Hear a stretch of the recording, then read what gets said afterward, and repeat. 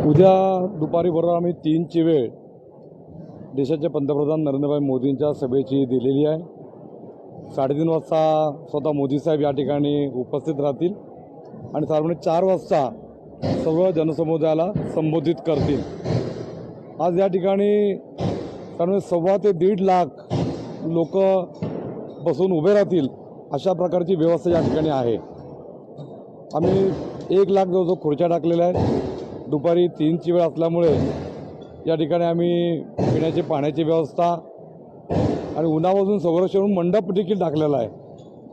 काही fan cooler आणि मागच्या लोकांना नीट दिसावं त्याकरता LED स्क्रीनची देखील व्यवस्था या ठिकाणी आम्ही उपलब्ध केलेली आहे।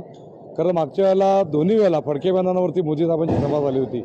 आज फडके मैदानच्या 4 पट एवढं मोठं मैदान आज आम्हाला या ठिकाणी घ्यावं लागलेलं आहे। कारण लोकांचा उत्साह लोकांचा प्रतिसाद आज